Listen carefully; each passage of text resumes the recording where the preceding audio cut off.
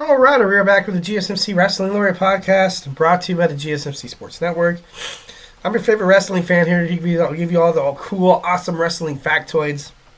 So, just kind of reflecting on what we talked about right quick. We had our WWE Monday Night Raw review. We talked about NXT review as well. And then we talked about CM Punk joining the original Tribal Chiefs bloodline for War Games. And, possible, storylines, possible, directions that this could possibly, work. Because as of right now, like I said, being brutally honest, I'm not trying to be a hater. Like, I understand what WWE's trying to do. They're trying to establish that, Paul Heyman, they need Paul Heyman, the wise guy, the wise man. He knows exactly what to do when the team is up against the wall. And you go out and you get help like, the best in the world, the voice of the voiceless, CM Punk. For the star power aspect, I get it. But for the storylines, I don't really understand. He really has no business taking on Bronson Reed. But, and I'm not trying to wish injury on anybody, obviously, kayfabe injuries, yeah. But, before the match, if you see CM Punk being taken out, and then, Bronson Reed starts taunting Seth Rollins, and then, he finds a way to, kind of put himself inside that cage. And, that would be pretty interesting. In that case, I can get into that. And then our fourth segment, we talked about who could be the WWE inaugural Women's Intercontinental Champion. So make sure you guys check those videos out on YouTube, on the GSMC Sports Network, and the GSMC Podcasting Network as well. All right, so guys, we're powering through this. I only died like 3 or 4 times. Knock on wood. I'm still probably going to have a coughing attack pretty soon here. But, yeah, let's go ahead and talk about some today in wrestling history, where I bring you guys into my wrestling DeLorean, gun it to 88 miles per hour. We go back in time to talk about some of the greatest moments in the WWE. All right, so 1987, the first WWF Survivor Series came from the Richfield Coliseum. It was billed as the biggest event since WrestleMania 3. It was the second pay-per-view to be added to the annual WWF calendar. In the main event, tag team elimination match, Andre the Giant's heel team of Butch Reed, King Kong Bundy, One Man Gang, and Rick Rude were victorious over WWF champion Hulk Hogan's team, Bam Bam Bigelow, Don Miracle, Ken Patera, and Paul Orndorff. Also on the card was a fully loaded 10-on-10 tag team elimination match, which featured teams such as the British Bulldogs, the Killer Bees, Strike Force, the Fabulous Rogius, Demolition, and the Hart Foundation. Growing up, I liked these 5-on-5 elimination matches. They were always something. I don't know. For me, they're exciting. I like them. It's nice to see 5 guys who never would ever imagine seeing themselves, tag teaming. They're in the mix of being like a tag team where they kind of, where they come together to defeat a common enemy. So I definitely missed that. I definitely thought it was, when the women did it too. I remember one Survivor Series they had a tag team match. They had tag teams do it as well. I think it was a 10-on-10, which was pretty badass. It's pretty cool.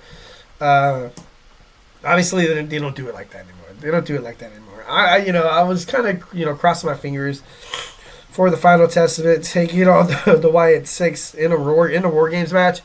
Maybe like a pre-show or something like that. That would be, monumental. WWE, has never really done that before. But I feel like it would have been. Really, really cool. All right, 1987. This was the first year that the NWA's, obviously WCW, later on with Jim Crockett and all that. Starrcade did not come to Greensboro Coliseum. Instead, Chicago was the location, and the event was billed as Chi-Town Heat. With the card featuring 2 steel cage matches in the event. Ric Flair defeated Ron Garvin for the NWA World Heavyweight Championship, and in the semi-main event, Dusty Rhodes defeated Lex Luger for the United States title. Also, Arn Anderson and Tully Blanchard retained their NWA tag team titles against the Road Warriors. Nikita Koloff defeated Terry Taylor. That's an interesting name. To unify the NWA and the UWF World Television Championships, the Rock and Roll Express were also victorious over the Midnight Express in a Skywalker's match. Ooh, Skywalker's match. That sounds interesting. Sounds a little Star Warsy. I like it. 1988, Tito Santana and Greg the Hammer Valentine fought to a draw for the Intercontinental title in the main event of a WWF's house show in Madison Square Garden.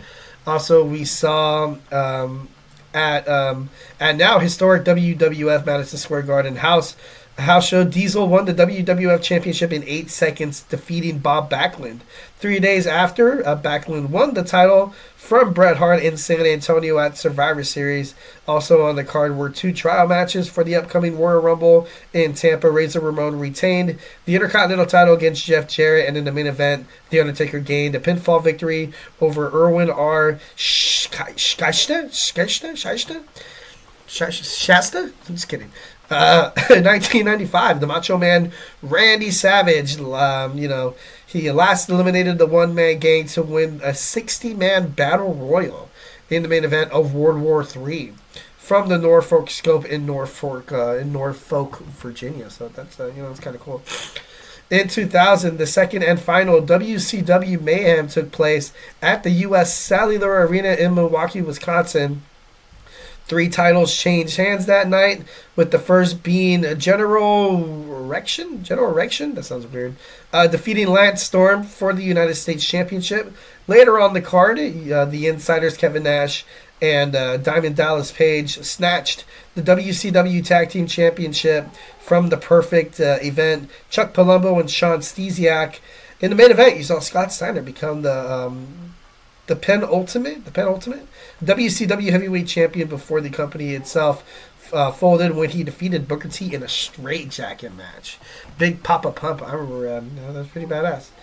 2001 on WWF Raw, the week after Survivor Series, The Undertaker turned heel in a segment with Jim Ross and Vince McMahon that led The Undertaker, forcing JR to induct himself into the Mr. McMahon Kiss My Ass Club. That sucks, man. That was stupid. Oh, one of my favorite traditional Survivor Series matches. We had 2006. WWE presented the Survivor Series at the Wachovia Center in Philadelphia, Pennsylvania. The event played host to a final match as full-time competitor and WWE Hall of Famer Lita, who lost to Mickie James. In the most notable elimination match, the team of Triple H, Shawn Michaels, Jeff Hardy, CM Punk, and Matt Hardy completed a clean sweep over Edge, Randy Orton, Mike Knox, Gregory Helms, and Johnny Nitro. I remember watching that. That was super badass. That was super cool. Also, birthdays. We had Bobby Shield. We had Maven, Brian Lee, and Ivory. One WWE. Is she a WWE Hall of Famer?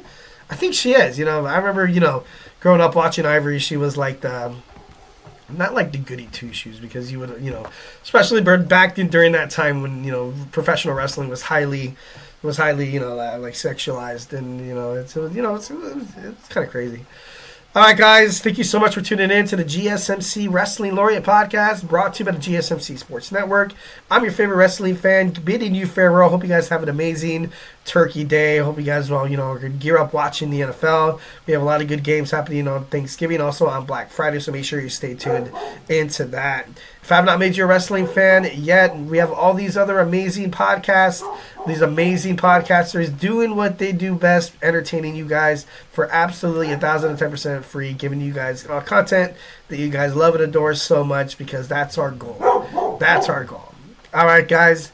Hope you guys have a safe, beautiful weekend. Stay beautiful, but most importantly, love you.